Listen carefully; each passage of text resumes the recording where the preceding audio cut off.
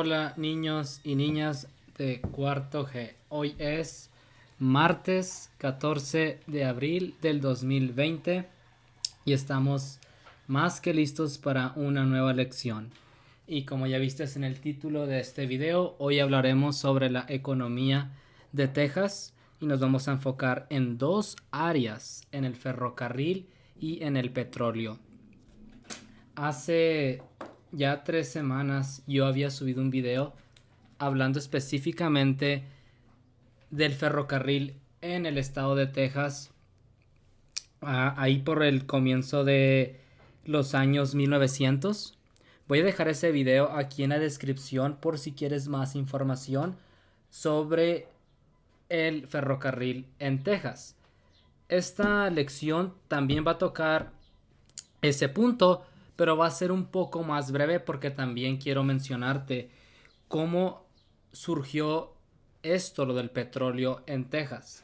Y si no lo sabías, Texas tiene una gran fama hasta el día de hoy por ser un gran exportador de petróleo, no nada más en el país, sino a nivel mundial. Entonces, esta lección te va a interesar bastante porque está conectada con el mundo actual.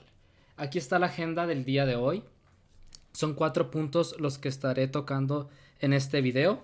Por supuesto, el primer punto, aprenderé que el crecimiento del ferrocarril trajo oportunidades económicas a Texas. Ese va a ser el primer punto. El segundo punto, aprenderé cómo la industria del petróleo ofrecieron oportunidades económicas en Texas. Ahí está la lección. Después de ahí, punto número 3, te voy a ayudar a localizar los recursos en Schoology para que sepas dónde obtener la información que hoy voy a compartir contigo. Y sí, al final de este video vamos a empezar con videoconferencias y Miss Rojas se va a encargar de eso, pero ya te platicaré más a detalle cuando lleguemos a esa parte del video. Muy bien, no se diga más y empecemos con nuestra lección. Te voy a llevar directamente a nuestro libro de textos de estudios sociales. Yo sé que no lo tienes en casa, no te me asustes. Yo voy a encargarme de que este recurso lo tengas en Schoology para que lo puedas leer y repasar antes de tomar el examen del día de hoy.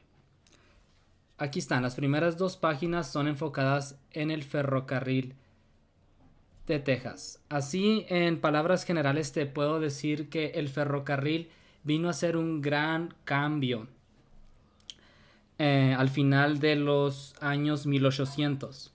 Ya después de la guerra civil, aún la gente seguía transportándose a través de carretas o diligencia, como también se le conocía. Y tú te podrás imaginar, aquí tenemos la imagen, mira. Los caballos arrastrando un carruaje, arrastrando todas las cajas que venían detrás. Chicos, esto era muy pesado, era una labor muy lenta y la verdad la economía iba lenta. Si ustedes saben, el transporte tiene que ver bastante con la economía. Si el transporte es rápido, la economía es rápida y lo podemos poner en puntos, lo podemos poner en los estándares actuales. ¿Cómo es el transporte el día de hoy? El avión, los trenes, los barcos son más rápidos, por lo tanto la economía se mueve más rápido. Entonces cuando entra el ferrocarril en Texas, y no nada más en Texas, en todo el país, en los Estados Unidos, ahí por el año de 1870, para hacerte más o menos ahí una estimación, chicos, esto hizo un gran cambio. Todo lo que se hacía desde enviar cartas, desde transportar acero, desde transportar frutas y vegetales, todo se hizo más rápido, se agilizó. Agilizar significa que se movió más rápido. Entonces vamos a empezar leyendo aquí donde dice el boom del ferrocarril en Texas. Boom significa como una gran bomba, como una gran explosión, un gran encuentro. Dice, a mediados del siglo XIX, los tejanos viajaban en carreta o diligencia. Más adelante comenzaron a viajar en tren. La pregunta que dice aquí, ¿en qué se diferencian viajar en tren y viajar en diligencia? Haz una lista en el espacio de arriba. ¿Te acuerdas que te había mencionado que hice un video sobre esto? En ese video yo hice un diagrama de Venn donde comparé y contrasté los dos transportes. Pero aquí en palabras generales te puedo decir la rapidez, ¿verdad? Un tren, un ferrocarril, una locomotora es mucho más rápida que una carreta. Esa es la gran diferencia entre estos dos tipos de transporte. El vocabulario que tenemos para el día de hoy es auge. Auge es un movimiento que se hace presente de una manera muy rápida. Locomotora es la máquina que, o es el motor del tren, es el motor del ferrocarril. Punto de conexión, el tren conectó a pueblos que después se convirtieron en ciudades. Ahorita te voy a compartir un dato muy interesante de cómo iniciaron las ciudades en Texas, como nuestra ciudad El Paso, Amarillo, Houston, por nombrar nada más algunas. Recuerdo que en clase uno de ustedes me preguntó que las ciudades cómo se crearon, cómo se hicieron. Pues esto tiene que ver con el ferrocarril. Libre empresa. Las empresas empezaron a crearse debido a que la economía se empezó a agilizar, dio oportunidades a todo tipo de empresas, desde la alimenticia, la de construcción, todo tipo de empresas pudieron hacer sus negocios de una manera más rápida.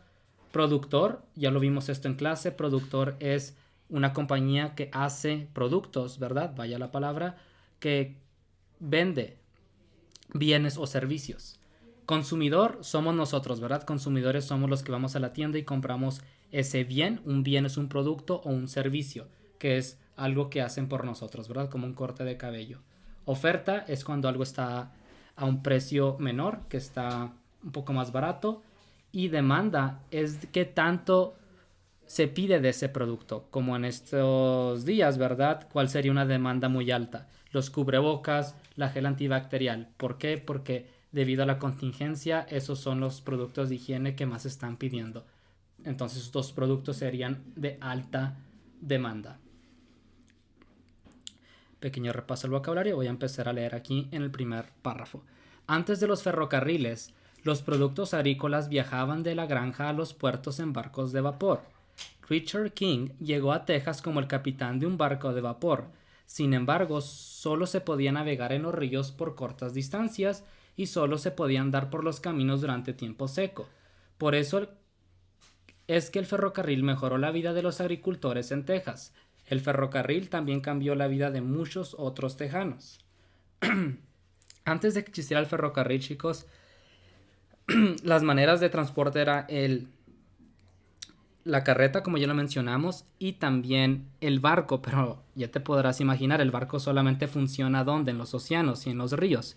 Tristemente en El Paso no hay ningún río, bueno, excepto por el Río Grande que se conecta con otras ciudades, pero tú ya sabes que el Río Grande no lleva nada de agua. Imagínate, si no tuviéramos el ferrocarril, si estuviéramos en esos tiempos, estuviéramos totalmente aislados de las otras ciudades. En ese tiempo se necesitaba un transporte eficiente que pudiera viajar a través de las planicies, las montañas, el desierto, todo tipo de terreno, y ese fue el ferrocarril. Los trenes llegan a Texas. Texas tenía solo 400 millas de vías de ferrocarril en 1860. Luego llegó el boom o auge del ferrocarril. Un auge, la definición de auge es un periodo de crecimiento rápido. En 1890, Texas tenía más de 8,000 millas de vías de ferrocarril. El auge comenzó en las ciudades portuarias a lo largo de la costa del Golfo. Luego se extendió hacia el norte. Aquí tenemos el mapa que muestra el crecimiento de las vías de ferrocarril. Vamos a ver qué se nos pide aquí. En el mapa identifica dónde comenzó el auge del ferrocarril, hacia qué ciudades se extendió el auge después. Si puedes ver, aquí está nuestra leyenda. Las líneas rojas es donde comenzó el ferrocarril, ahí por la costa, ahí por Houston, por la ciudad de Galveston, ¿verdad?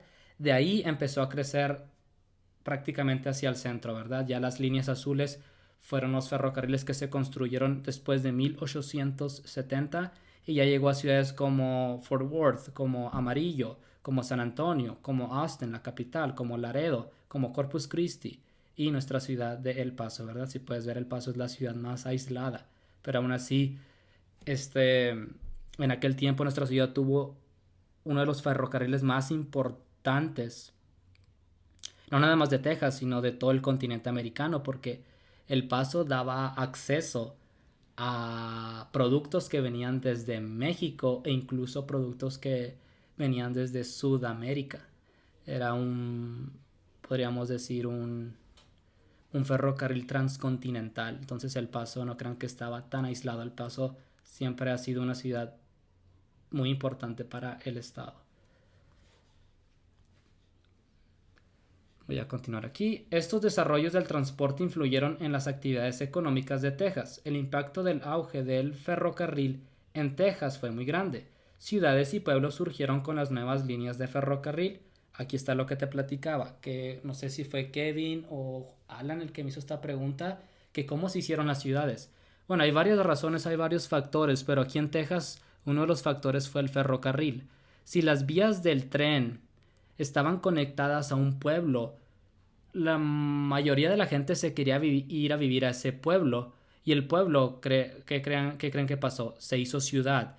Recuerden que para ser considerado ciudad necesita más de 100,000 habitantes. Entonces, gente se fue a vivir a los pueblos porque querían tener acceso a las vías del tren, y así se empezaron a crear las ciudades más grandes. Y si escuchas ciudades como Austin, Dallas, Fort Worth, Amarillo, El Paso y en esas ciudades, son las ciudades que, ¿verdad?, tenían conexión a las vías del tren.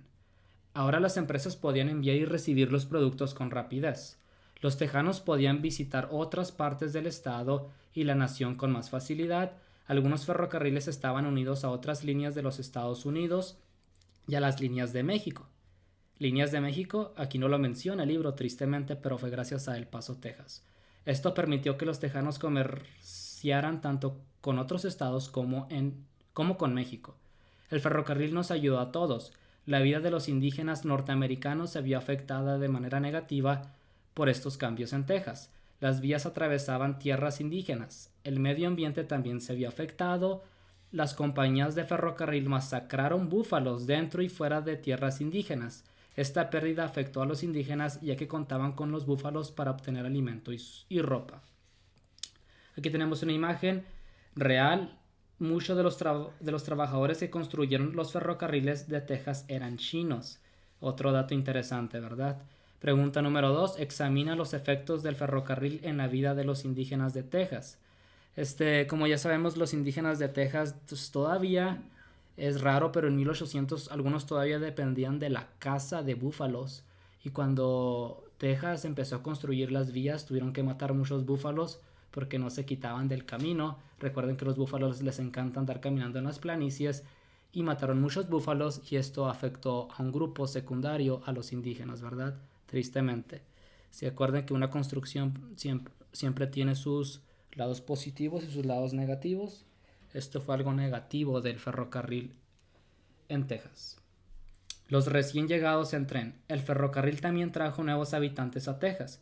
Personas de otros estados se mudaron a Texas en tren. Otros vinieron de otros países en barco y luego usaban el tren para viajar a sus nuevos hogares en Texas.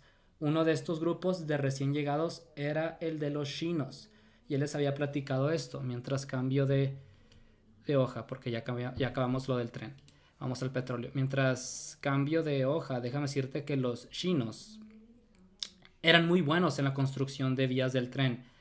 Incluso ya venían con algo de experiencia. Ellos construyeron, si no me equivoco, ¿verdad?, porque esto lo leí en un libro, ellos construyeron casi también todas las vías del tren en California. Entonces se les pidió ayuda, Texas les pidió ayuda a los chinos a que vinieran a ayudar a la construcción de vías del tren, porque ellos ya contaban con esa experiencia. Los chinos eran muy buenos en la construcción de vías del tren allá por 1910. Entonces, ya cambiando de tema, ahorita vamos a hablar ya sobre el petróleo. Título dice... caray, ¿qué pasa aquí? Vamos otra vez. Es el oro de Texas. El oro de Texas. Esta imagen muestra torres petroleras en Texas cerca de 1900. Escribe o dibuja dos usos del petróleo que tú conozcas. No tienes que hacer esto, pero déjame decirte que el petróleo principalmente Tiene que ver con la gasolina y con la construcción de productos de plástico. Vocabulario para esta lectura: petróleo, que es un recurso natural que se extrae del suelo. Y refinería de petróleo es podríamos decir, una máquina que ayuda a limpiar el petróleo, porque una vez que tú extraes el petróleo, no lo puedes usar tal y como viene. Ese se llama petróleo crudo. Necesita algo de limpieza para poderlo manipular de diferentes maneras. Entonces ahorita vamos a hablar un poquito más de las refinerías que existen aquí en la ciudad y también alrededor del estado. El auge del ferrocarril favoreció el crecimiento de Texas en 1900. Si te puedes fijar, ahí van de la mano. El ferrocarril y el descubrimiento del petróleo casi se dieron por los mismos años. Un poquito antes el ferrocarril, y luego como unos 30 años después se descubrió el petróleo en Texas. Las ciudades e industrias de Texas crecían rápidamente, sin embargo el auge más grande estaba por llegar.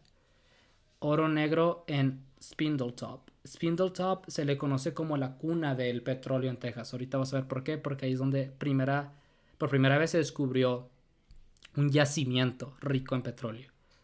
Hacía años, desde antes que los europeos llegaran a la región, que se sabía que en Texas había petróleo. Cuando los conquistadores españoles llegaron a la región, usaban el alquitrán natural que se formaba cuando el petróleo crudo sale a la superficie para cubrir agujeros o grietas en sus barcos. Los europeos ya sabían sobre el petróleo, pero no le dieron mucho interés. Vamos a ver quién fue la persona o las personas que le dieron interés a este recurso natural. Los primeros pozos de petróleo se construyeron en el condado de Nacogdoches. Producían pequeñas cantidades de petróleo. En aquel tiempo, la demanda y los precios del petróleo eran bajos, entonces no se desarrollaron campos de petróleo. Patillo Higgins, que vivía en Beaumont, era el dueño de una compañía que hacía ladrillos. Para hacerlos quería un combustible que al quemarse diera un calor estable. La colina de Spindletop era un domo salino al sur de Beaumont. Higgins creía que debajo de los domos salinos se podía encontrar petróleo y gas. Entonces compró casi la mitad de Spindletop. Higgins comenzó a construir pozos de petróleo en 1893 con la esperanza de hallar una fuente de combustible para hacer ladrillos. Como no tuvo éxito, no se desarrolló el campo petrolífero. En 1899, Patillo Higgins contrató al capitán Antonio F. Lucas para buscar petróleo en Spindletop. El descubrimiento de ambos ayudó a hacer crecer la industrialización y la urbanización en Texas. ¿Ok? Identifica en el texto cómo se desarrolló la industria del petróleo en Texas. Quien ayudó al desarrollo de la industria fueron dos hombres. Como podemos ver, fue Patillo Higgins y Antonio Lucas. Esos dos hombres fueron los primeros en ponerle interés a esto del petróleo.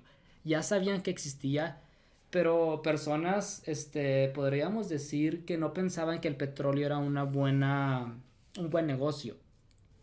Estos hombres, sí pensaban que era un buen negocio y fueron los primeros en ponerle interés, y ellos en 1899 descubren un yacimiento en Spindletop. Aquí tenemos en el lado izquierdo cómo se ve un pozo de petróleo en 1901. Vamos a seguir leyendo aquí. El 10 de enero de 1901 fue un día para recordar.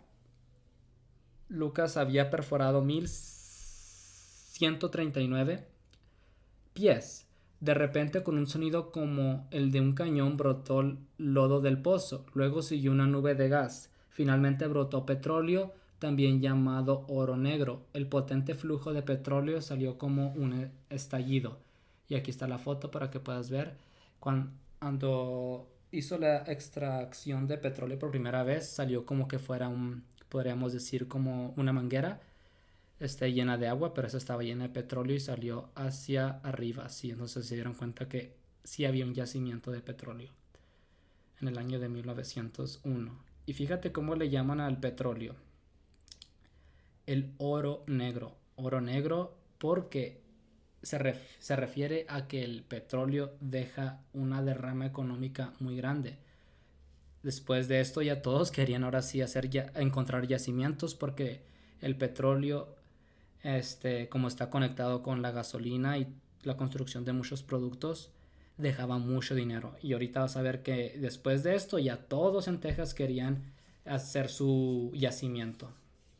Yacimientos petrolíferos en Texas.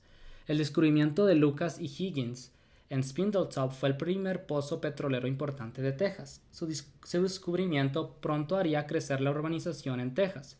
En 1902, solo en Spindletop se produjeron más de 17 millones de barriles, el 94% del total del estado. Durante los siguientes 3 años se desarrollaron otros yacimientos importantes alrededor de Spindletop. Estos incluían Sour Lake, Batson y Humble.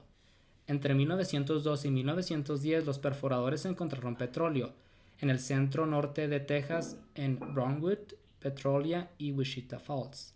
En los años siguientes se perforaron muchos más pozos. Era el auge de la industria del petróleo. Vamos a ver este mapa. Interpreta el mapa, identifica y encierra en un círculo el primer yacimiento petrolífero. Identifica y dibuja un recuadro alrededor de los yacimientos más recientes que se muestran en el mapa. Son muchos yacimientos, pero puedes ver que cada yacimiento tiene un nombre y del lado del nombre tiene el año en que se estableció. Como vamos a ver, el de Electra se estableció en 1911, aquí estoy. El de Powell se estableció en 1900. El de West Columbia en 1918. Entonces nos da una idea de que uno tras otro, ¿verdad? Se dieron cuenta que Texas estaba lleno de petróleo. Muy bien. Esto concluye la lección del día de hoy.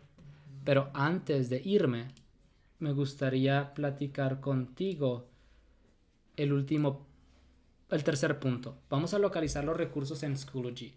Entonces, todo esto que te leí está disponible en este video. Puedes pausarlo, puedes verlo otra vez. Pero si tú prefieres volver a leer la información tú solito o tú solita, aquí están. Esto es lo que puedes ver. Donde dice el ferrocarril, abres y está aquí la lectura del ferrocarril. Igual para el petróleo, entras y aquí está el texto disponible para ti. Entonces, aquí tienes la información. Estudia bien primero antes de tomar el examen. Perfecto. Vamos al punto número 4, que es sobre videoconferencias con Miss Rojas. Ya sé que algunos de tus hermanos, compañeros, primos, no sé, están haciendo videoconferencias. Las videoconferencias sirven para repasar el tema del día. No es para compartir respuestas, no es para darte respuestas, es por si tienes preguntas sobre el tema. Por ejemplo, mañana vamos a empezar. Miss Rojas va a estar haciendo una videoconferencia cada día a la 1 de la tarde para ver si tú tienes preguntas. Si quieres más explicación del tema, ella te lo va a explicar. Por favor, si conectas tu cámara, tienes que ser respetuoso y escuchar las direcciones de ella. Ella es la que va a hacer la lección, ella es la que va a estar hablando la mayor parte del tiempo. Pero ahora te quiero explicar cómo vas a poder entrar a esas videoconferencias. Recuerda, hoy empezamos a la 1 de la tarde y ya mandaré más información en ClassDojo para que tus papás sepan también. Pero muy bien, es muy fácil. Igual, yo sé que tú eres experto en esto. Vas a Google, página aquí, y se llama nuestra aplicación de videoconferencia, se llama Zoom. Z-O-O-M. Puedes descargar la aplicación. Si tienes un teléfono celular o una tablet, te recomiendo que descargues la aplicación. Se llama Zoom. Si tienes una computadora, puedes seguir los pasos que estoy haciendo aquí en pantalla. Pero en verdad te recomiendo que descargues la aplicación. Trabaja un poquito más rápido si haces eso. Muy bien, pues abres. Va a ser aquí donde el primer enlace. Lo abres. Y tú no tienes que hacer mucho. En sí nada más vas a ir aquí donde dice, voy a hacerlo un poquito más aquí, Join a Meeting, que significa seguir una junta. Vas a hacerle clic aquí y te va a pedir por un número. Miss Rojas ya tiene ese número. ¿Para qué hacemos esto? Por tu seguridad, para que sea un chat privado y no haya otras personas que estén interfiriendo. Ya te mandaré ese número. Después de este número te va a pedir otro número porque, como te dije, queremos asegurarte de que estés seguro en este chat, que vas a poder hacer día a día con mis rojas. Entonces ya te voy a mandar ese número. Ese número es un poquito largo y te lo voy a mandar en Class Dojo. Recuerda, va a ser ¿a qué horas? A la 1 de la tarde. Y la sesión va a ser de 20 a 25 minutos, no más. Entonces ten tus preguntas listas y listos para escuchar a mis rojas, que está más que lista para seguir enseñándote.